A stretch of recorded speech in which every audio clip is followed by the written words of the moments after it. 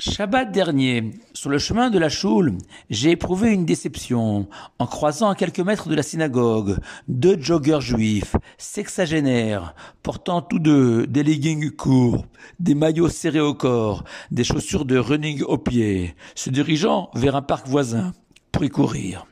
Déception, celle de se dire que des hommes, dans le dernier quart de leur existence, en se fondant sur l'espérance de vie pour un homme en France, n'ont pas compris ou pas été convaincus que même si préserver sa santé est un impératif selon la Torah, néanmoins, le Shabbat est ce jour unique où mieux qu'entretenir son corps, on doit profiter du Shabbat pour soigner son âme, meurtrie et abandonnée pendant les 6 jours de la semaine, et que toutes les études médicales le prouvent, le moral, le psychique, est un facteur décisif dans la prévention et la guérison de nombre de pathologies, et que vivre pleinement le Shabbat depuis ses premiers instants jusqu'à son terme est une source de bienfaits, non seulement pour son âme, mais aussi pour son corps. En effet, en se penchant, grâce à ces deux joggers, sur la manière dont le Shabbat est présenté dans le livre de Shemot, l'Exode, le début de l'histoire du peuple d'Israël, on se rend compte que le devoir de respecter le Shabbat est répété à 5 reprises. La première fois, dans la paracha de Béchalach, les enfants d'Israël, à peine sortis d'Égypte, stationnant à Mara, sur la route du mont Sinaï, vont recevoir le commandement, pour la première fois, de respecter le Shabbat. Et l'Éternel va avertir les enfants d'Israël que la manne, cette nourriture céleste, ne tombera pas le Shabbat, mais vendredi, ils percevront une double ration de manne, suffisante pour se nourrir le vendredi et le samedi. Double ration symbolisée par les deux chalotes, les deux pains tressés que l'on consomme lors des 3 repas de ce jour sacré. Le Shabbat apparaît ainsi comme un prélude indispensable aux 10 commandements et à l'ensemble des 613 mitzvot, commandements de la Torah, comme le cadre, le lieu, les conditions dans lesquelles le judaïsme et toutes ses merveilles prennent tout son sens. Et ce n'est pas un hasard si d'après l'opinion de tous les sages du Talmud, les 10 commandements ont été donnés par Dieu au mont Sinaï le jour de Shabbat. 10 commandements, 10 paroles, figurant dans la paracha de Yitro, où après les 3 premiers commandements généraux et basiques, la foi en Dieu, la fidélité à Dieu, et le devoir de ne pas profaner son nom sacré par un mensonge ou un comportement inadéquat. La première mitzvah qui apparaît juste après est à nouveau le Shabbat, lié à la création du monde. Comme si l'Éternel voulait nous indiquer que toute la finalité de la création du monde est l'expression de notre foi en un Dieu créateur généreux et bon, passé obligatoirement par un respect absolu du Shabbat. Le Shabbat comme l'apothéose de la création, et que toutes les expériences de la vie, aussi belles soient-elles, une vie familiale heureuse, tourisme, resto, etc., ne sont rien par rapport à un Shabbat vécu dans toute sa plénitude. Puis la Torah va pour la 3e fois dans la paracha de Mishpatim évoquer le respect du Shabbat, mais cette fois dans le contexte de la Shemitah, cette 7e année où la terre d'Israël était laissée en jachère, non cultivée. Et Rashi explique ainsi la nécessité de reparler du Shabbat, car on aurait pu penser, écrit le sage champenois, qu'étant donné que de toute manière, les hommes n'ont pas travaillé toute la semaine, puisqu'au chômage forcé dû à la Shemitah, il n'y a plus cette obligation de se reposer le 7e jour et célébrer le Shabbat. Pour cette raison, conclut Rashi, la Torah a rappelé l'obligation de respecter le Shabbat, même pendant la Shemitah, signifiant que le Shabbat n'est pas seulement un jour de repos pour ceux qui ont travaillé pendant la semaine. Non, c'est un jour pendant 25 heures. On va essayer d'échapper à toutes les contraintes de la vie de tous les jours, comme le souci de se nourrir, de se vêtir, de se soigner, de se loger, etc. Soucis qui concernent les actifs, comme les chômeurs ou les retraités. Et que pendant 25 heures, l'Éternel nous décharge entièrement de toutes ces contraintes et nous invite à vivre dans un univers merveilleux où on ne manque de rien, puisque l'essentiel est là, la proximité divine, la chaleur du Shabbat, ce sentiment si doux et si rassurant que Dieu est à nos côtés.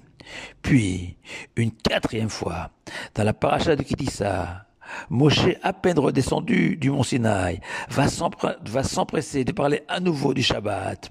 Premièrement, pour indiquer l'extrême gravité de profaner le Shabbat, en mentionnant que la peine théorique prévue pour le profanateur du Shabbat est la plus élevée parmi les sanctions prévues par la Torah, la mort par lapidation, la même punition qui est stipulée pour l'idolâtre, l'inceste notamment, et ces sanctions, quasiment inapplicables dans la pratique, viennent surtout nous informer de l'importance de ces commandements, pierre angulaire du judaïsme. Puis, deuxièmement, Moshe, toujours dans Kitissa, va dresser une véritable ode au Shabbat.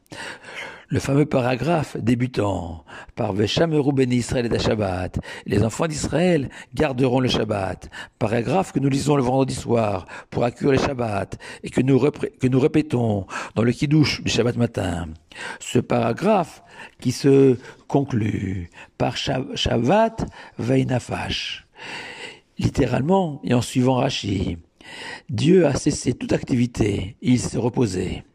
Mais Rabbi Shimon ben Lakish, dans le Talmud, il voit une allusion à ce supplément d'âme, Nefesh et Terah en hébreu, dont nous bénéficions le Shabbat.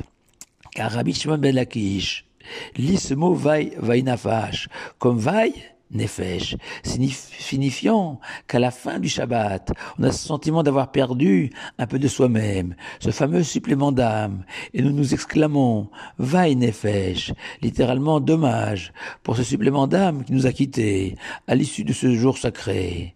Car Moshe vient nous révéler que le Shabbat peut être aussi une forme de métamorphose extraordinaire, où quelle que soit notre condition sociale pendant la semaine, notre état de santé, notre situation personnelle, pendant 25 heures, Dieu nous offre la possibilité de nous réinventer, de nous grandir, munis de cette âme supplémentaire, profitant d'un horizon et de perspectives inattendues. Et que cette sensation, ce plaisir est tel que Veshameru Beni Israël et Shabbat peut être aussi compris comme les enfants d'Israël guetteront, attendront le Shabbat, comme un écolier attend le jour du mercredi, ou tous les Français le week-end, vivant de Shabbat en Shabbat. Qui, loin d'être un jour peuplé d'interdictions, est au contraire un jour de délices, où les interdictions inhérentes au Shabbat ne sont que les conditions indispensables pour profiter du Shabbat, comme l'obscurité dans une salle de cinéma, le soleil en été au bord de la mer, ou de la neige sur les pistes des stations d'hiver. Mais, en m'inspirant du grand rabbin Lazare Vogue, savant français du 19e siècle, qui traduit Shabbat Veinafash par Dieu s'est reposé et a repris haleine le Shabbat. On pourrait peut-être traduire, non pas Dieu a repris son souffle, mais Dieu a retenu son souffle. Nous montrons l'exemple à chacun d'entre nous que lorsque le Shabbat s'annonce, on se doit de retenir son souffle dans l'attente d'un événement grandiose qui s'approche. Shabbat arrive pour 24 heures seulement dans toute sa majesté.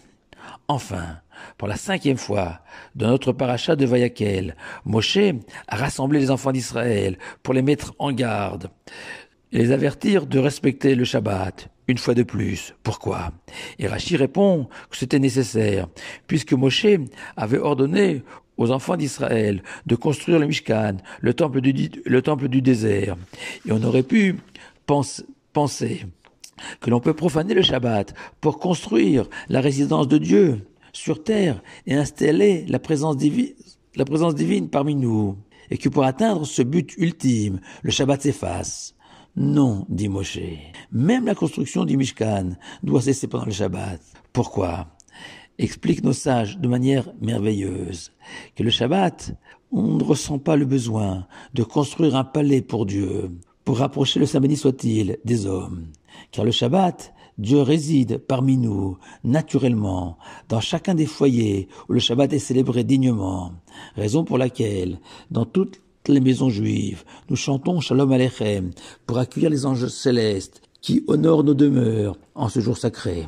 Alors, pour être franc, je ne sais pas si ces joggers écouteront ces paroles de Torah, encore moins s'ils seront convaincus de troquer leur tenue de jogger pour un plus bel habit et venir à la choule le Shabbat matin. Ce dont je suis sûr par contre, c'est que grâce à eux, j'ai pu ouvrir les yeux sur la formidable manière dont le Shabbat est présenté dans le livre de Shemot. Et rien que pour ça, je les en remercie. Shabbat Shalom à vous tous.